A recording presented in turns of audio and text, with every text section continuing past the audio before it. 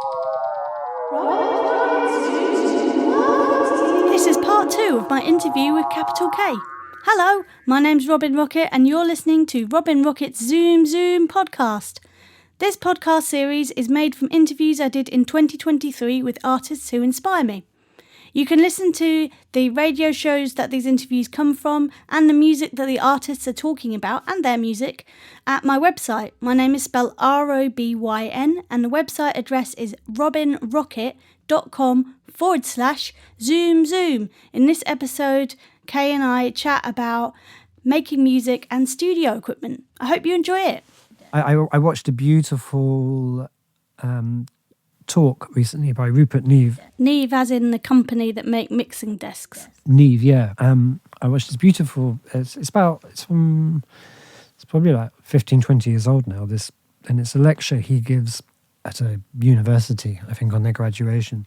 And he talks about gear and he talks about emotions and how unheard acoustic properties or unheard sonic properties of different gear have different effects on moods. It was really striking because I was feeling that already, but then hearing him express it, I felt very, very fortunate that I can still listen to him pass on this information and appreciate it. So yeah, that's where I'm at the moment. I'm starting to understand how different circuitry and different pieces of gear can help affect mental, emotional states by the way that they capture sound.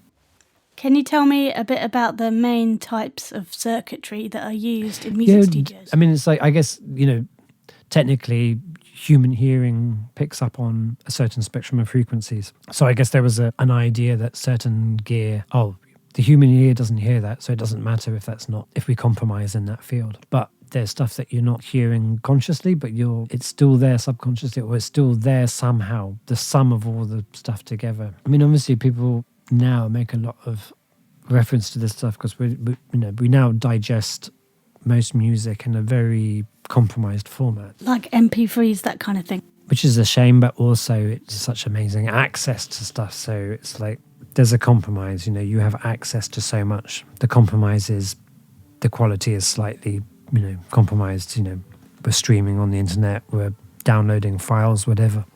But I think I'm involved in the initial point of capturing something, it's just becoming really fun to just realize I can capture something in as good and true a way as possible and catch as much of the frequency, both heard and unheard, and what you're aware of or not so aware of. But to be doing that at the same time as having a more and more understanding of people and how they make music and how it relates to people. So when you start to combine both a kind of deeper understanding of people and how they relate to music or how they relate to each other, people get through life as it is, why the arts and music play such an important role in, keeping us, literally sane sometimes or healthy.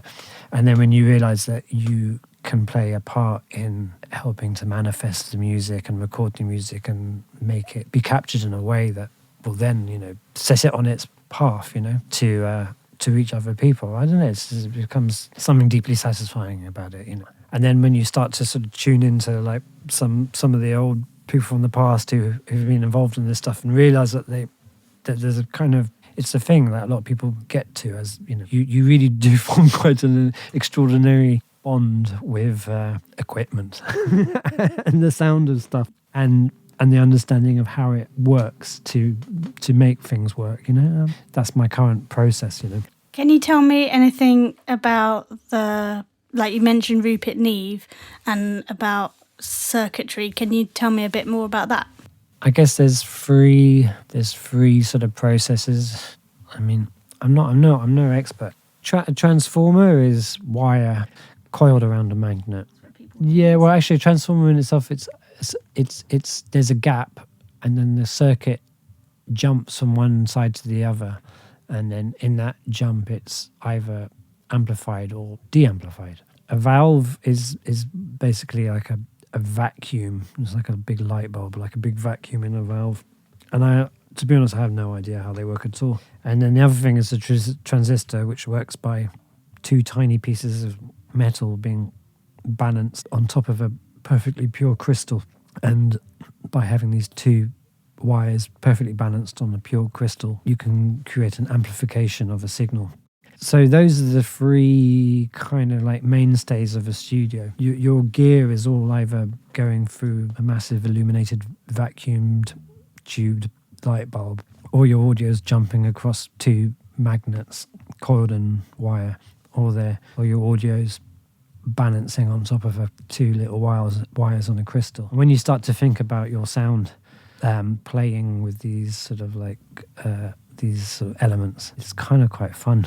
Like it starts to sort of reveal something of the kind of like mystery. So as well as doing record production and mixing and engineering, you also make music. Can you tell me a bit about that? Because I think you made an album in a cave. I made this album called Goat Herder. So the idea of that was I kind of wanted to relearn or have a sort of cleansing. I felt like I'd reached an end of what I do in terms of making electronic music and making music. So what I did is I went to Malta and I was having a good moment of sort of self-reflection. So what I did is I took a lot of very long walks and did a lot of very healthy eating, and I was collecting bamboo and reeds, hollow reeds. I had a very large collection of percussion that I collected over the years, and I thought, I'm never going to use this percussion in London. It's too urban. It's like some instruments just don't make sense. You know, you have to take them to the right settings. So I took a lot of this percussion out there, and then I started making flutes and making instruments, and then I would construct a flute, and then I would set up the mics, and I would have a first improvisation, and I would record the improvisation with the instrument as the first use of that thing after I'd made it. And those improvisations became the foundations of the tracks. At the time I was into this idea of like genetic memory, and then I was also thinking, well, also I have a memory, fauna has a memory or has a story, and I thought, well, how can I access this sort of hidden memory or lost information? And I thought the way to do it was through like processes of like long walks in nature, eating directly from the land. So that's how the album came together. And then I had a very simple set of parameters when I edited it afterwards, which was anything that sounded too modern or too contrived, anything that was kept in a very sort of primitive performance was what I would use. And there was a couple of things where suddenly I'd slip into a more kind of and I'd be like, oh no, that's not, you know. I was trying to see how far back I could go in some genetic memory, you know, like that was the game I was playing with it. When you say genetic memory, what do you mean? Well, you carry a memory, don't you, of your sort of ancestors. You carry a memory. It's like you carry it in your sort of flesh somehow.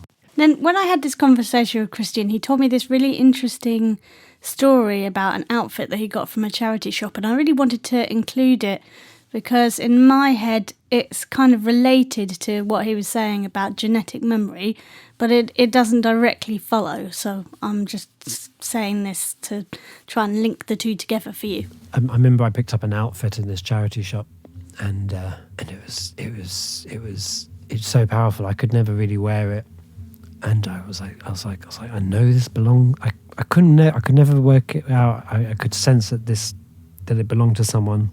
And there was something about it there was an unease. I could feel something wasn't right. But then I had taken it and I had it. So then I had to find a way to pass it on. I had to kind of find a ritual as a way to settling this piece of clothing and getting rid of it in a way that I didn't annoy the spirit connected to it. It's odd. You can never be too sure. Sometimes some things can just be loaded. And you don't realize until you're in their possession, or you have possession of them, or you suddenly have contact with them. You know, people have that with kind of instruments, you know, beautiful instruments as well. Normally they tend to have a very positive thing that they carry. Yeah, I mean, I really got into that as a process of making, because I found, you know, you're not forcing anything, you're just letting something that's already there come to the surface, and then freeing yourself up through you know, your own improvisations to just feel out something, you know, that they're ready to be discovered. I mean, I really like that, especially when you work with music and you see a lot of people really labouring on things, and it's like no, you know, there's you can also learn to step back a bit, and it makes it a lot of fun. I mean, I'm really into the idea. Another thing, I'm really into this idea of like the first thought, best thought. I have it a lot when I'm working with artists as well. You know, people are